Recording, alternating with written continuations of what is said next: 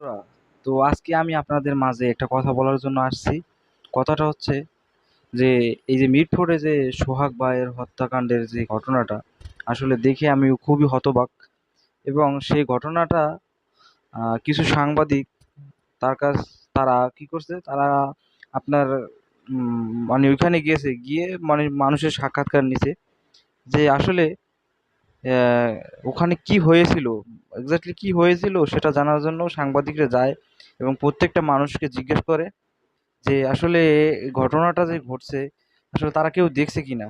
কিন্তু সেখানে যাওয়ার পরে কি হয় জানেন, সেটা আপনারা নিজেরাই নিজের চোখে দেখেন যে আমরা আগে সিনেমা দেখতাম, বাংলা সিনেমা দেখতাম, যে যখন ভিলেনের খুব দাপট থাকতো আপনার তার এলাকার ভিতরে খুব দাপট থাকতো, যদি সেখানে যদি খুনও করে ফেলতো, তো তারপরও সেখানে যদি কোনো সাংবাদিক বা কোনো কিছু যেত, গিয়ে যদি জিজ্ঞেস করতো যে আপনারা কিছু দেখছেন কি না, কিন্তু সে কিন্তু সঠিকভাবে বলে দিত যে না, আমরা কিচ্ছু দেখি নাই। ঠিক আছে?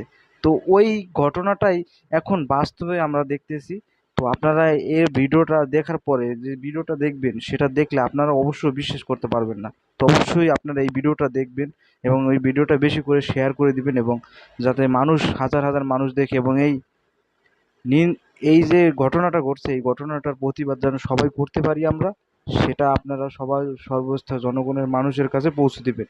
আর একটু এই যে দোকানদার আছে, আমরা একটু কথা বলি। ভাই, এখানে সোহাগ নামে একজন দোকান মালিক ছিল, একটু ওনার বিষয়ে কি চাই? একদম চিনি না। চিনেন না? না, আপনার আছে না? পাশেই তো দোকান, পাশে দোকান। চিনেন না? না, চিনি না। আমরা একটু এখানে যারা মানুষজন আছেন একটু কথা বলবো। আপনি কি এখানে প্রতিদিন দোকান নিয়ে আসেন?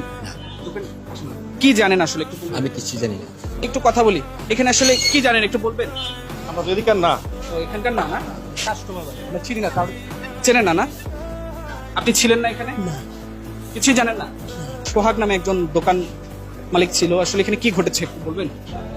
আমাদের দোকান ওদিনকে আগে বন্ধ হয়ে গেছে, ঘটনা ঘটার আগেই বন্ধ হয়ে গেছে, বৃষ্টির দিন ছিল তো। এখানে প্রায় বেশ কয়েকটি দোকান রয়েছে, সেই দোকানের মালিক থেকে শুরু করে কর্মচারী কেউ জানেন না সেদিন এই জায়গাটিতে কি ঘটনা ঘটেছিল।